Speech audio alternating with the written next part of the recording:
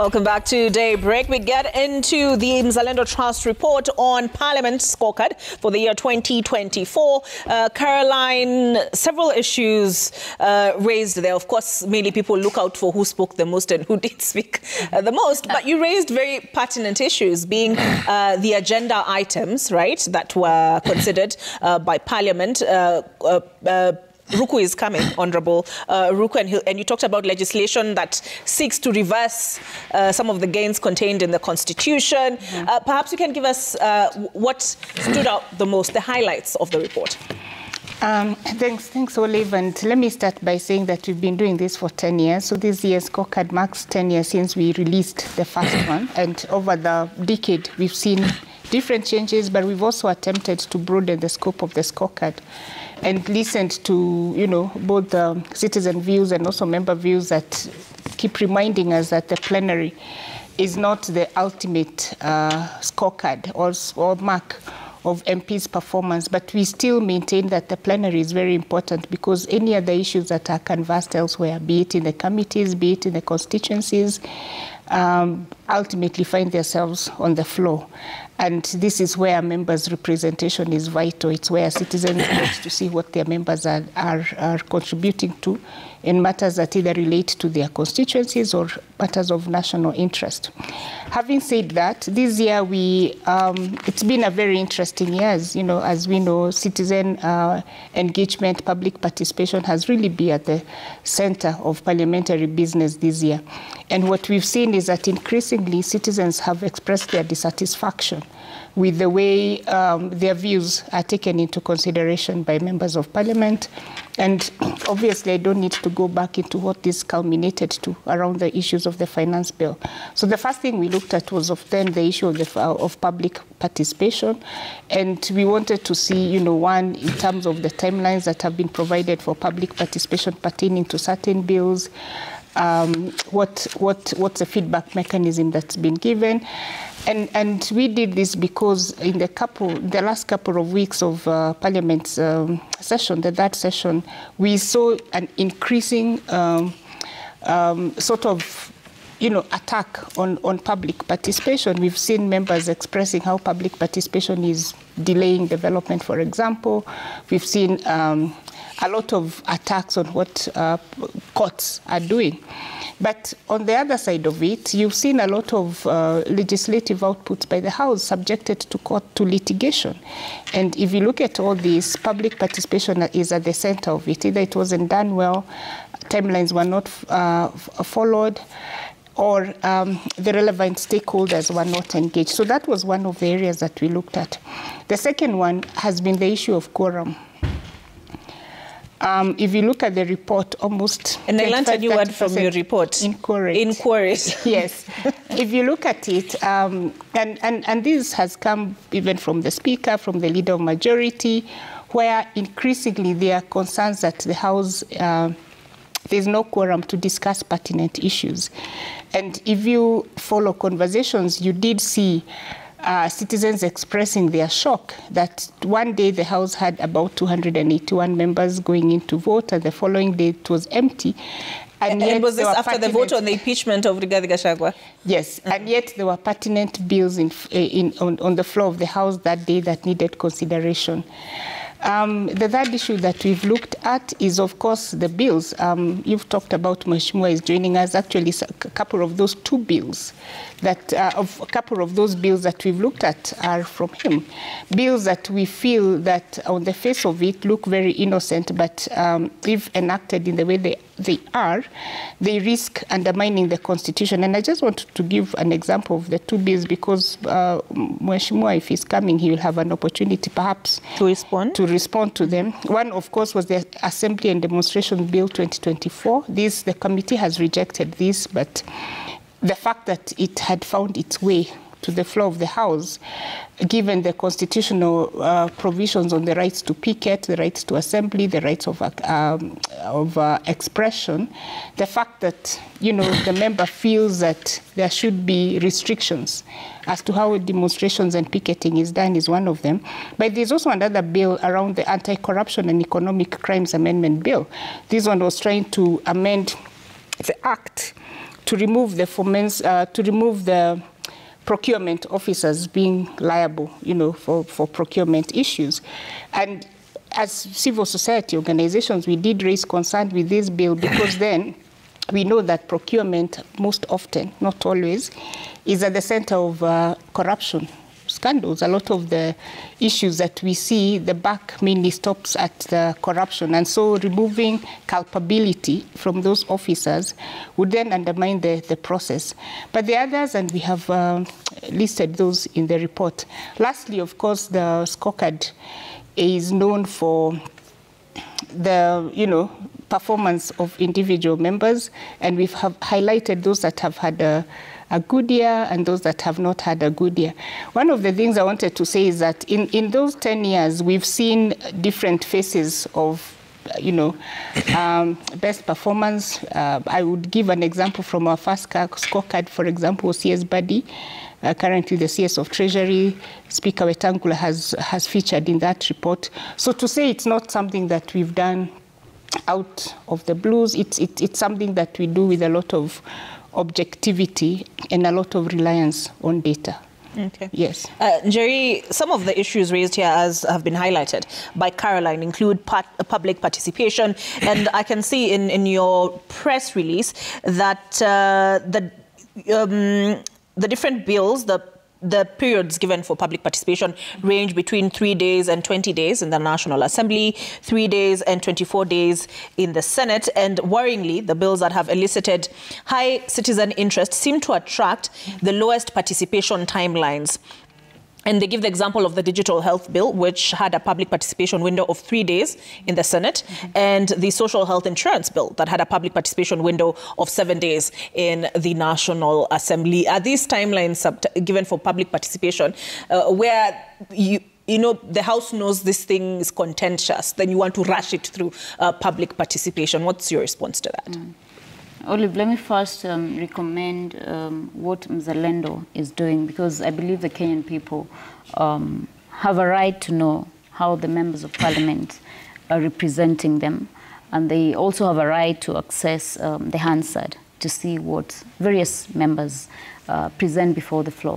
What I can say is there has been deliberate attempts to curtail the extent of public participation. And if you recall, even during the impeachment of the Deputy President, His Excellency Rigathi Gachagua, we raised the issue, and I filed a petition before the Kerugoya High Court in regard to public participation, because from my perspective as a young person and as a young leader in this nation, I asked myself what I can do for my country and what leadership I can offer that is different from the status quo, the people who have been there before, because we claim that we want change. But then as young leaders, what are we doing to also bring about the change? We lack attendant law in regard to public participation. The House has priority, or rather what we call priority bills, and that is considered urgent House business. And it is obviously spearheaded by the leader of majority, Kimani Ichung'wah. And what happens is that when a bill is considered a priority, a House business, then it sort of is rushed through. So the process, Kenyans don't have adequate time to put their thoughts collectively and their input and to express themselves. You find that even sometimes the limitation of the extent of public participation, you recall the recent tax law amendment proposals that they were done in selective counties and not in others. So you find that even the knowledge of the same, or whether it's happening, where is it happening, and the BAT case, the Supreme Court was very clear on what is public participation, what it should entail. It is not a cosmetic procedure. It is not something that is a PR exercise that the National Assembly does to just check or tick a box. It is something that should entail listening and taking the views of the Kenyan people. And that is why you find that sometimes Parliament is in conflict in regard to what we are legislating on and passing as laws, and what is marching on the ground in regard to what the Kenyan citizen actually wants. You find they have an issue with Shah and Chief, you find they have an issue with housing, because these things, they did not partake in them.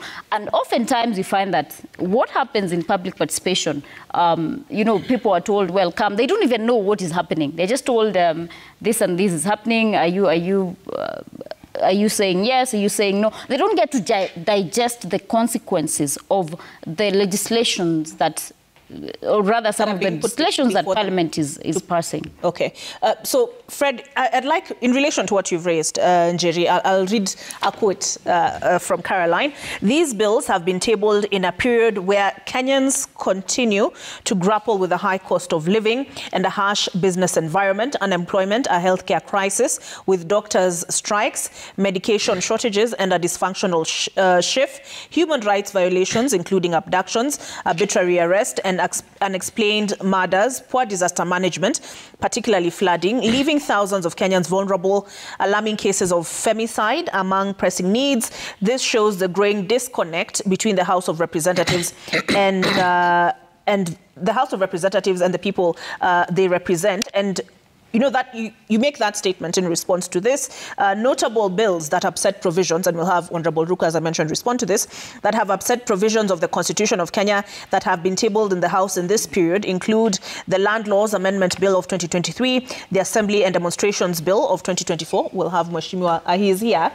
He'll respond to that, of 2024, the Anti-Corruption, as you mentioned, and Economic Crimes Amendment Bill of 2023, the Constitution of Kenya Amendment Bill 2024, which sought to, among other things, increase the term limits of the president, governors, MPs, and MCAs, also received a lot of rebuffs from Kenyans. The sense that there appears to be a disconnect between the legislators and the people they represent.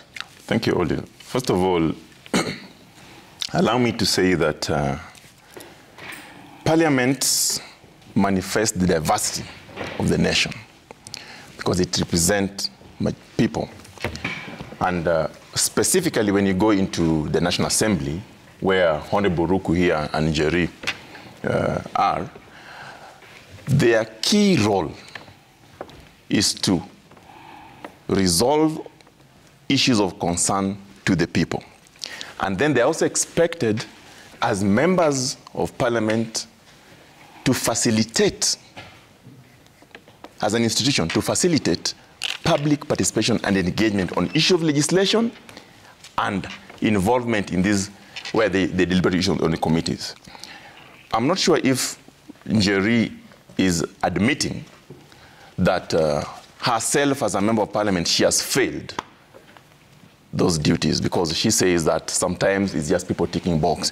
If the institution she sits in is expected to do that, then it's unfortunate that she can say that on national TV. Olive, yes, Olive, I think it's very unfortunate that my co-panelist here is misguiding the public. I say that I actually even went to court in regard to public participation, so he cannot throw the blame to me. I have said collectively, Parliament seems so that is an admission to be intentional, a collective admission, and I can repeat that Are you saying she can't take critique? No, she can. Yeah. She can. But this is in public that there are so many members of Parliament who have said that. I'm just saying she's part of the people who have said, as an institution, they have failed, you know.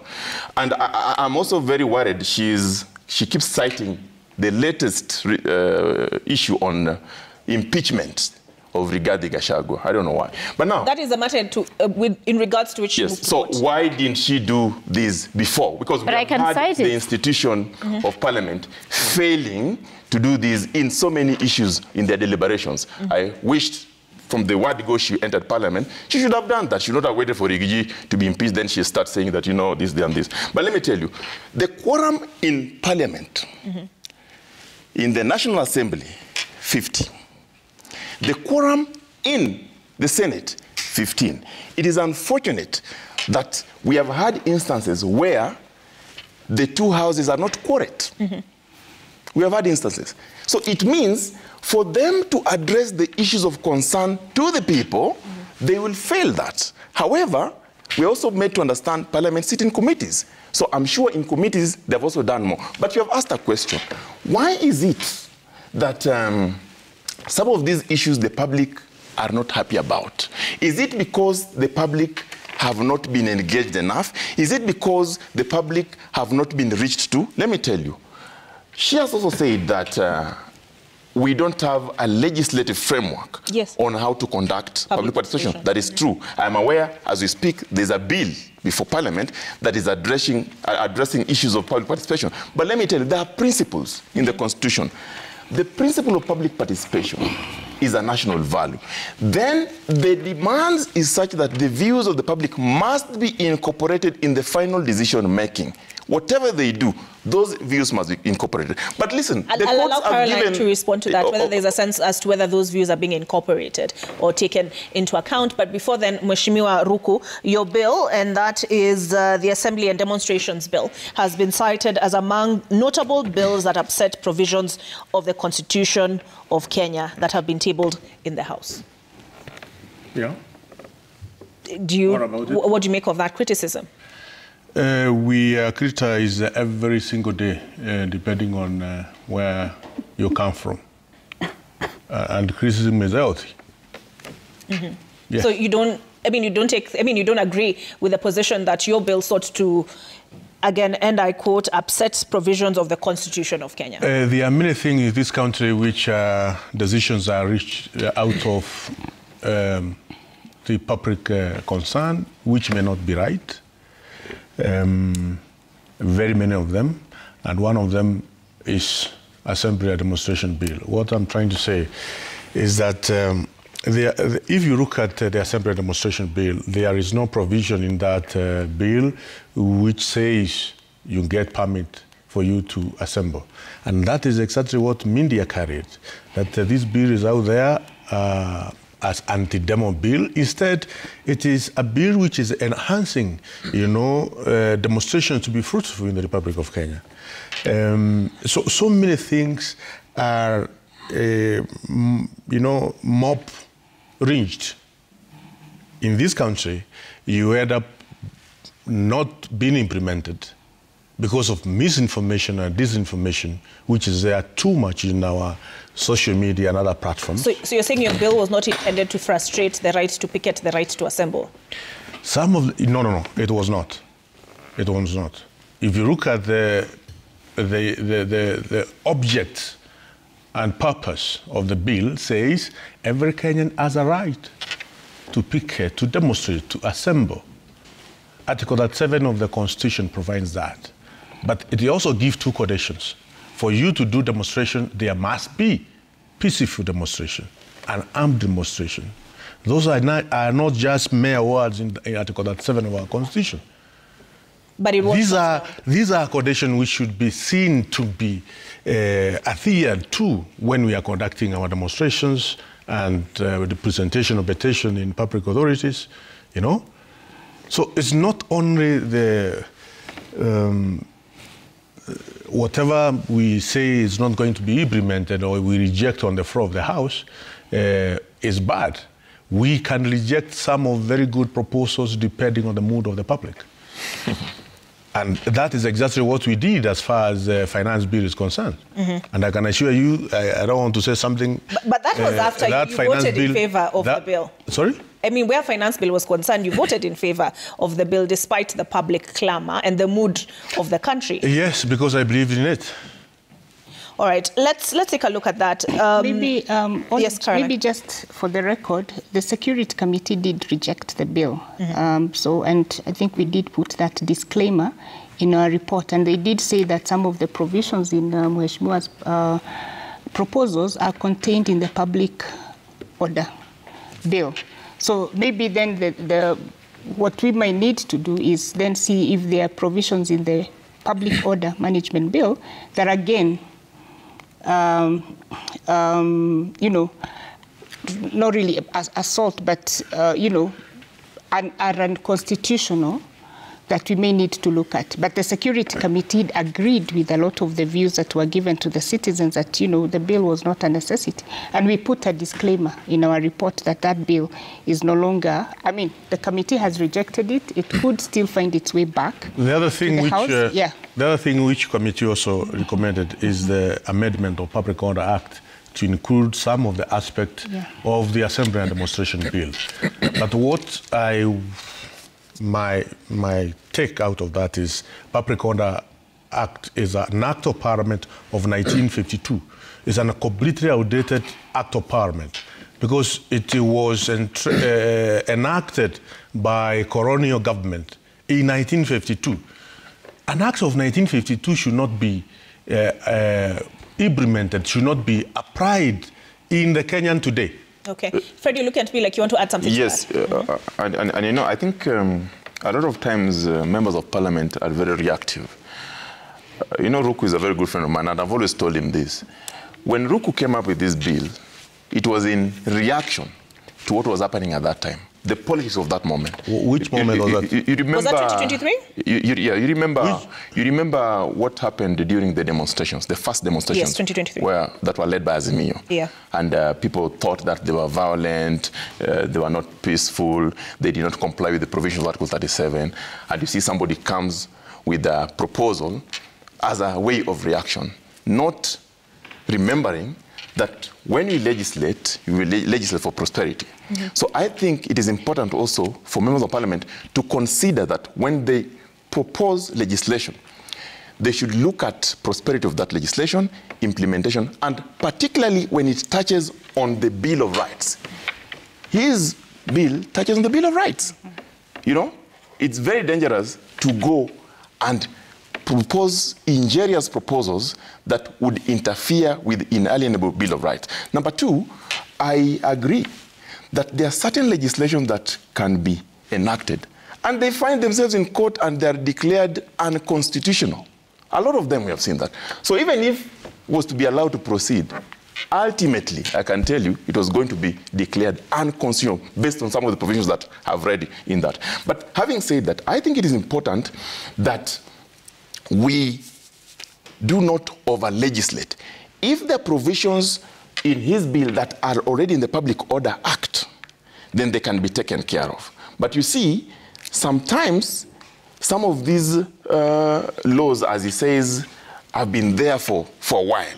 So it is important to review and look at the nature of governance that we have currently and what works and what does not work. I wish Honorable Ruku can consider and look at what is not working without injuring the provisions of Article 37 that gives the public an opportunity to picket peaceably and unarmed. Mm-hmm.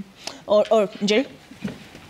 Olive, just allow me to pitch in on what my colleague, Honorable Ruku, has said. And also in regard to the protest and the ones in 2023, the finance bill protest, and even in regard to the right to picket, and what duty do members of parliament have when it comes to representing or articulating issues on the floor. The duties, the three duties of a member of parliament, legislative, representative, and Honorable Ruku has said that, you know, he believed in the finance bill.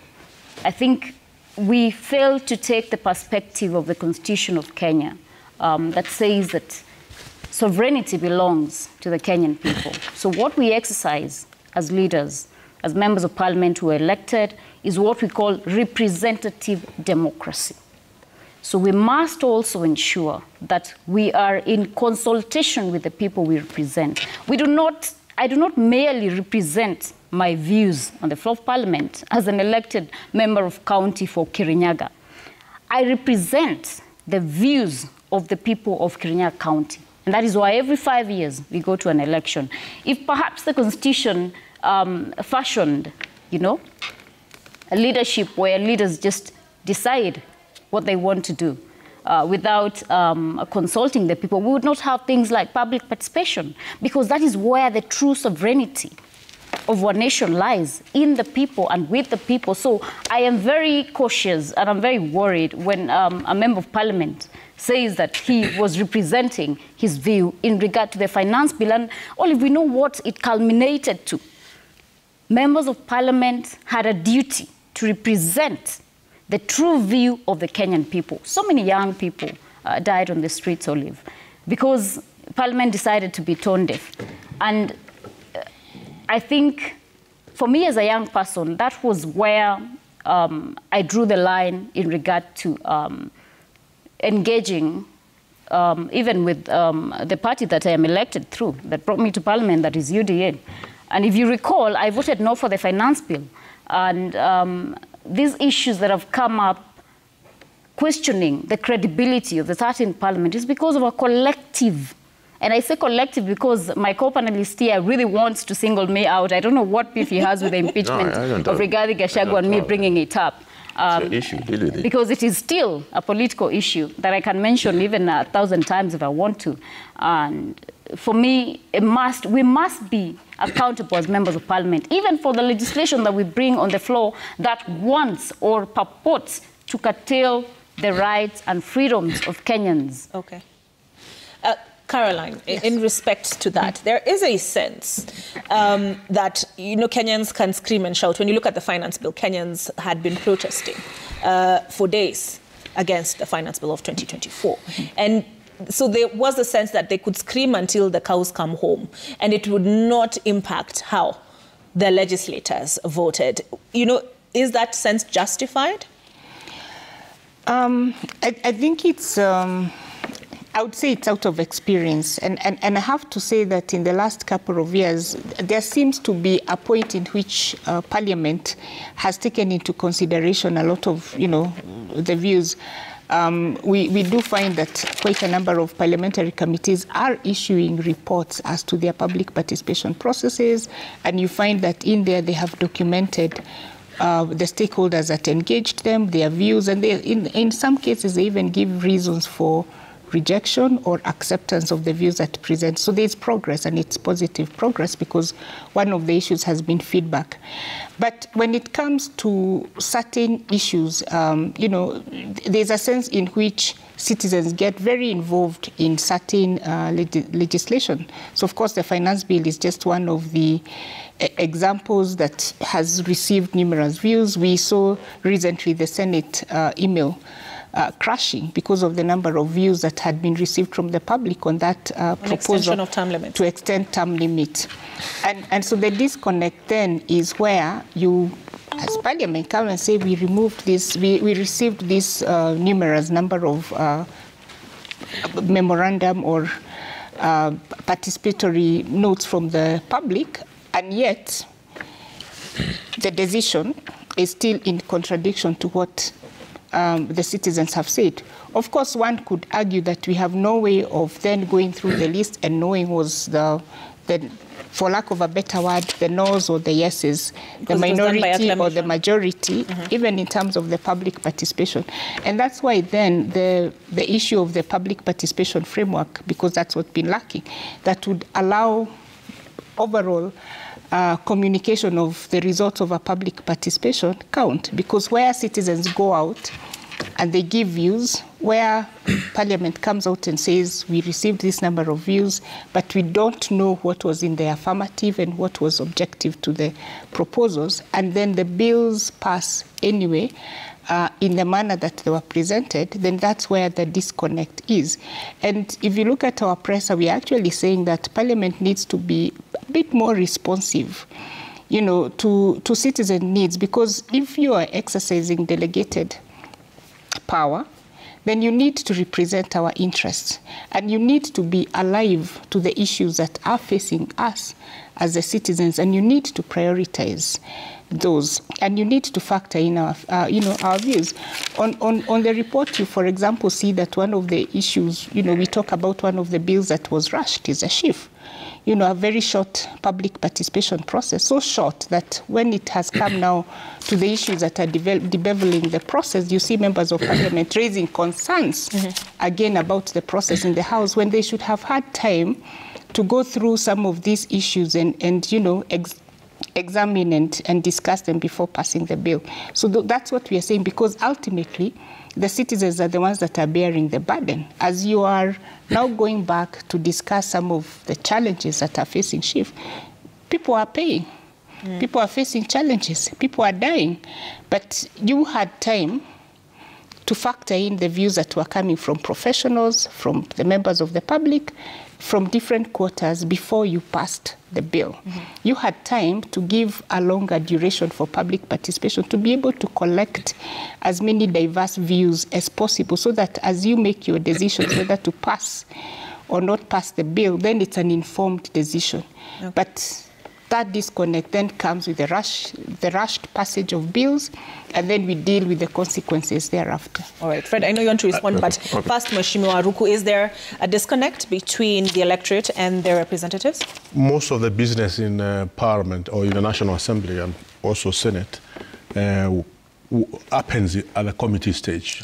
So if the committee of health, committee of transport, whatever it is, if they are not taking their time to iron out all the issues, which, whether it is the laws, the bills, whatever it is, petitions, statement, request for statement, if they are not taking their time, proper time, to look into the issues which are of concern to the public, then whatever comes to the floor of the House will not be a proper answer, will not be a proper document, will not be a proper law. Okay? So I think the committee stage is where most of the business of the House, of the Parliament, works. If you don't sit in the committee of railway transport and there is a matter concerning that transport and you are a member of Parliament, you will not have much of information of whatever is happening as far as the transport is concerned. Because also you are in a certain committee. Probably you sit in the committee of agriculture. So the matters agriculture, you need to put your effort, you need to put time, you need to do research, you need to get the views of the public as far as your area, where you are as a member of Parliament of that committee is concerned. So I think finally also, the way our politics is structured, we have come up with a list of members of Parliament who have not spoken anything in the House. But I can assure you, most of those members who have not spoken anything will be re-elected come 2027. Yeah, because you are not re-elected because of the time you have sat in the committee, the number of laws you have come up with. For instance, you talk about assembly and demonstration bills. You are not talking about virtual asset bill, which you have come up with, and which is a very progressive bill, which even the government, the side of the majority, has taken the bill so that they can be fast-tracked, so that they can be law come June next year. Why am I not hearing media and even Mzalendo writing such kind of a bill? It's because Kenyans want to feed on, issues which are a bit controversial, which can generate views. We are in attention economy. Okay. Where you do something crazy, then there's a lot of attention. But what I'm trying to say is those members of Parliament who we are saying have not said anything in Parliament, I can assure you, more than 3/4 of them will be re-elected come 2027. Because what they do on the ground is what matters. All right, and I'll get your response to that, Caroline. Fred? Yeah, I want to partially agree with Ruku from this Mzalendo report. You know, Mzalendo, if there's something they did that I really admire, is on the promise tracker. And if you read it, you go through it, it actually gives you update on what the government is doing, at what stage, from 100 days to 3 years to the completion of their term. But on this one, I have a bit of questions as a member of public that I would want to ask. She's here, ask her. And you know, Rukwa said that, and it's true, majority of work for a member of Parliament happens at the committee stage. Remember when I was starting, I said that Parliament manifests the diversity of the people and they exercise that sovereignty at that level. Their job are measured on how they legislate, how they represent, and how they oversight. That's it. And that's why you see in the National Assembly, they even initiate processes of removing state officers from office, like they did with Rigathi Gachagua. Now, listen, when they do such reports, do they consider members of parliament, even if they have not spoken, but in terms of representation, representing their people and addressing the issue of concern as provided for in Article 94, do they look at that and go to the ground where Ruku comes from and look at representation in terms of addressing the concerns, roads, schools, whatever, the use of CDF, for example, NGCDF. Number two, in legislation in the House, the members of parliament have got a free platform that they can actively engage and legislate. Is it the number of noise they make? Is it how loud they are? Or is it constructive proposals that find themselves as legislation? In the same vein, my brother, if you allow me, okay. It's also important to ask Senator Trust whether they go to the committees. Because most of the members of parliament who don't say anything on the floor of the House, they are extremely active members at the committee stage. That is where the rubber meets the road. Because once you prosecute issues at the committee stage, you leave the matter to the chairman of that committee to go and table the report, to go and do the presentation on the floor of the House on what the committee came up with. So as a member of that committee, you may not even want to say anything because already you did your work at the committee stage. And remember, at the committee stage, is Parliament, is all the arms of Parliament are there. We have the sergeant at arms, we have researchers, we have assent, we have cracks, we have everything. And the chairman sits, and the whole secretary, and the chairman sits as a speaker. Okay? So it's a mini Parliament sitting at the committee stage to transact business. I want to know whether Senator Trust, they do Why don't you let her answer? They do fast track at the committee stage. Okay. So let me just finish, then you answer. Conclude quickly so that she has a chance to respond. Now, I am saying this because I actually understand the role of a member of parliament. And I understand the role of parliament as an institution. But when you talk about CDF, is that a constitutional function? I am saying, in representation, the member of parliament uses NCDF to offer and resolve issues of concern to the people. So that's a function that they have, okay? Number two, when they legislate, there are issues that come up and they say, we would want to see the cost of living go down. They legislate on those issues. So Mzalendo, I gave them credit first because they have tracked the performance of the opposition, they have tracked the performance of government. Now they are tracking the performance of the legislators. And I'm asking, are these parameters based on the functions of members of parliament, functions of parliament as an institution, or they're just looking at people who shout loudest in parliament and people who are quiet, people who are ever absent to give their report? That's what I'm asking. Then I can have a bit of input after she responds. No, I mean, it's... so... Thanks for the comments. And, you know, it's been the norm that for the last 10 years, every time we release the scorecard, it's reduced to whether it's a shouting match or not, and what we are considering. And he has rightly put it, that the members of parliament has three key responsibilities: legislation, representation, and oversight. And one of the things is that if you look at our report, is actually 100 pages. And if you go through the report, it actually unpacks a lot of the issues that are raised here. We go out of our way to tell you what number of bills members of parliament proposed in parliament. So beyond highlighting those that maybe had the highest contributions on the floor, we actually do tell you who had the highest bills, who had the lowest bills, who made contributions on matters. Secondly, on issues of who spoke most or didn't, we tell you what they spoke about. And it's true, in some cases, whatever they spoke about might not necessarily be what people wanted to hear. But so that we avoid that complaint that it's a shouting match, it's not a shouting match.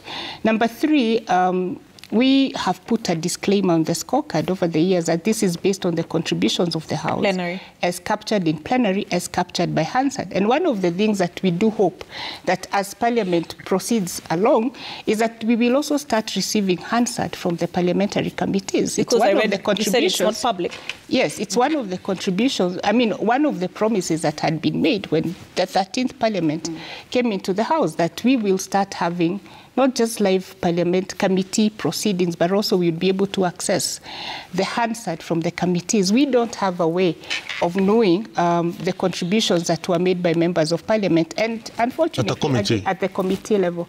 And unfortunately also, as recent as 3 weeks ago, we did have the leader of majority complaining about committee chairs' presence in the House, and they are being so, which means that even at committee level, there are issues. It's only that we have not known which committee chairs were not, meeting or presenting their reports, but that concern has been raised.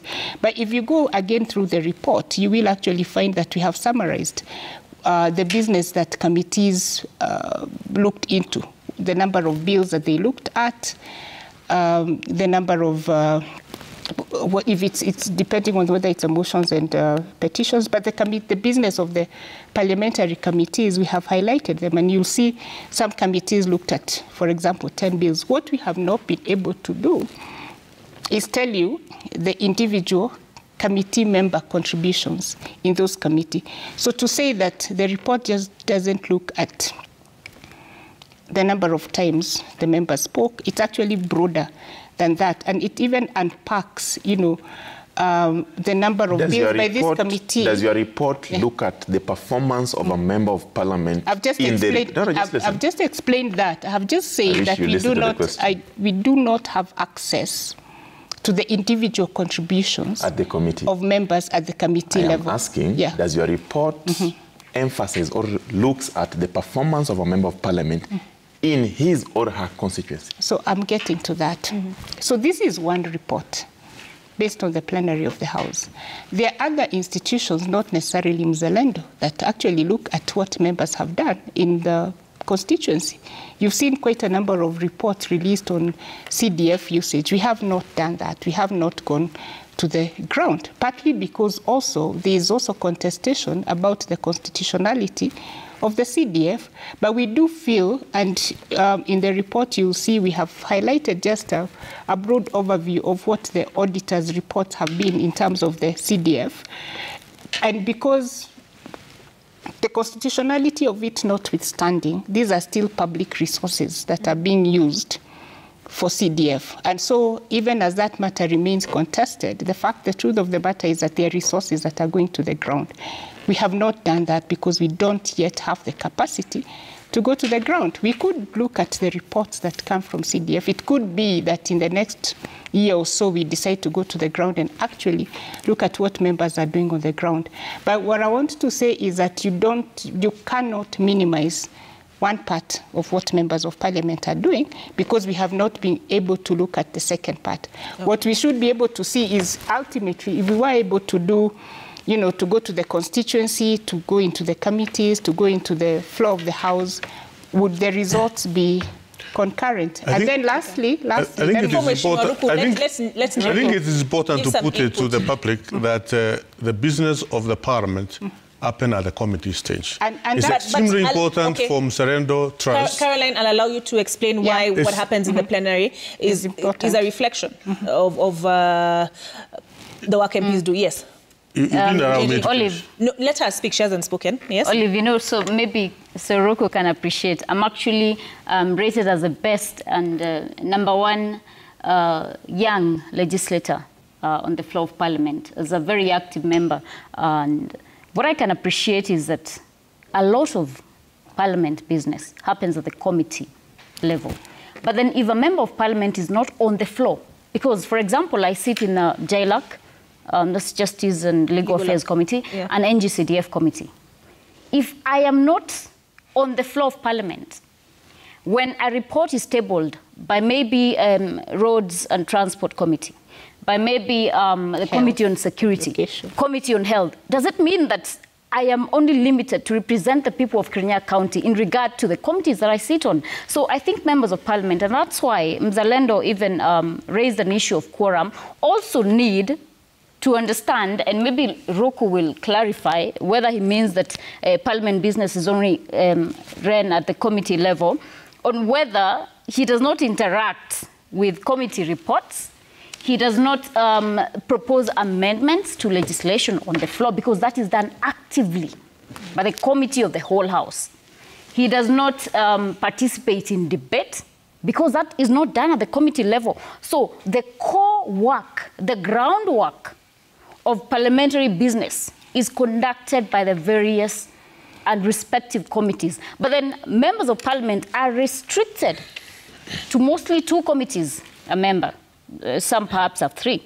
Some have even 1 committee. So when a member says, or when Ruku claims that parliamentary business is done at the committee level, it begs the question on whether he has no intention to represent the people of his constituency in regards to what other committees present on the floor of Parliament. And what I can say is that let us also be responsible in our engagement and appreciate the work that Mzalendo is doing, because we haven't seen any other person taking their time to detail for us the work and also record and follow up and track even the bills that various members of parliament are proposing. For example, I've proposed the KSL bill. I have proposed the Health Amendment Bill, you know, and these are legislations that will be beneficial to, one, the Kenyan youth in respect to the KSL bill, and the Health Amendment Bill to the Kenyan people at large. So for me, Mzalendo is doing their bit. Okay. They have said they do not have access to what is done at the committee stage. Okay. But as I give Mheshimiwa Ruku, because several questions have been posed to you, before you comment, I just want you also to take this into account. The report states in the National Assembly since August 2023, 40 sittings out of 158 sittings over the period were adjourned due to a lack of quorum, which translates to 25% of the total sittings. Further, 2 sittings didn't kick off at all, one of them being the morning after the vote on impeachment of the former deputy president took place. Noteworthy, some of the instances where there was a lack of quorum were on days when critical issues, such as when there was debate on the Employment Amendment Bill, an adjournment motion on rising femicide cases in Kenya, and an adjournment motion regarding measures towards sustainable living. There is a committee which is responsible of making subsidiary laws without taking those laws to the floor of the House. That committee is extremely important, and I sit in that committee, Delegated Registration Committee. We have many registrations which have been passed by the committee over the past 2 years. So if, and we sit down and go cross by cross of all the regulations which are brought to the committee. And this committee has, by law, we don't take those regulations to the floor of the House for the House to discuss and deliberate and do amendment and have the committee of the whole House. There's nothing like that. And these are matters affecting Kenyans. So if, for instance, Mzalendo Trust does not come and sit in that committee, does not have the assent of that committee, you will hear Kenyans making noise. And these are the matters which have been done and resolved at the committee level. So when we say that most of the work is done at the committee stage, please listen, because it's a fact. But I think the question that's being posed by is, are you saying, and by Caroline, is, are you saying what is done in the plenary is of no significance? No, it's also extremely important. What I'm trying to say is, let's have a full package of the business of Parliament. Let's not have only one side of the business of the House. Because, for instance, we are talking about health regulations, social health regulations. We are not talking about even a Social Health Act. They are regulations. Those regulations were discussed at the committee stage. What's the name of that committee? The name of that committee is called Delegated Registration Committee, which does not forward the recommendation to the floor of the House. Whatever is discussed and agreed at that stage and amended at that stage is final. But you agree? So we have many members in that committee who are there contributing, coming up with the amendment, coming up with the positions, defending the public, or putting word which may shape, the health sector and many other sectors. Do we get an opportunity for those members to be credited? The answer is no. I wonder which list Ruku is on. In other words, what I'm trying to say is that we have more business.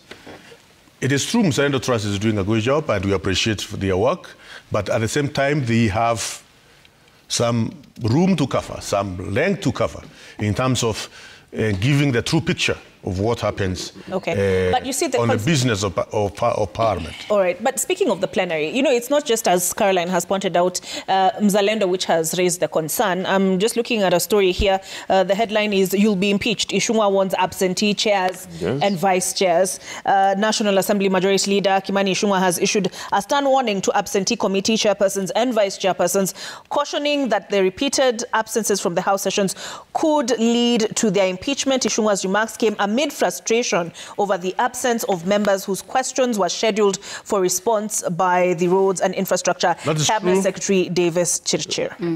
That is true. We have many chairmen of committee who have been missing in sessions, and of course in every sitting of the Parliament we start by chairman responding to quite a number of issues before going to other business of the day. And most of the chairmen we have seen them not being on the floor of the House, but if the chairman is not there, the vice chairman should be there. And if the vice chairman is not there, we can't miss a member of that committee either. But as far as the committees are concerned, the chairman, there is a serious improvement which needs to be done. And that's why, as members of Kenya Kwanza, we have proposed we need to see some changes of the chairman of the committees. Let me just have the...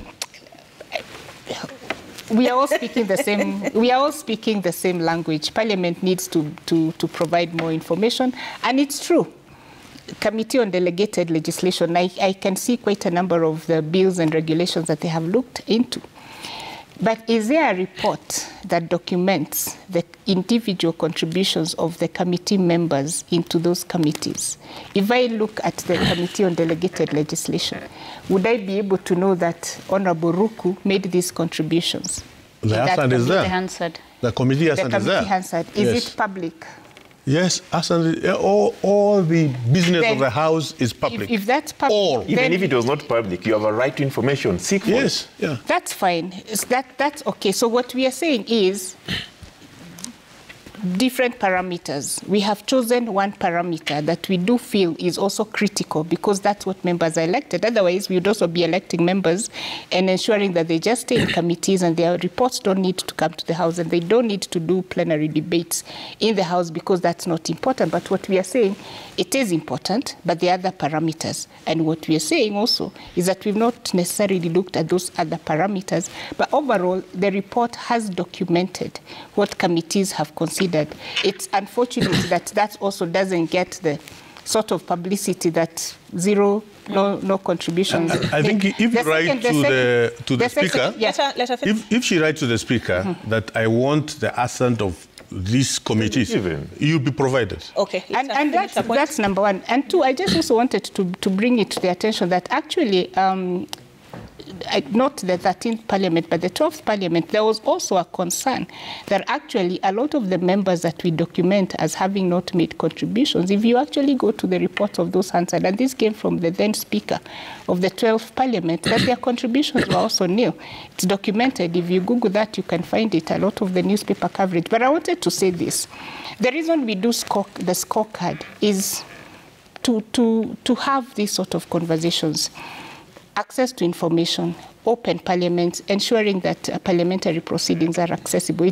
They're all tenets of good democracy. And part of what we are trying to do then is ensure that members of the public know what their members of parliament are doing because they represent them. And if you, as a member of parliament, feel that, yes, Mzalendo has pointed out that you didn't make many contributions on the floor of the House, you actually can also go out and say, and we've seen members doing that, and say, this is what I've done with CDF. Someone else will come and look at CDF. This is what I've done in the committee. Someone else will come and look at the committee. But to say that the Constitution does provide for public participation, it does provide for parliamentary proceedings being open to the public and to the media.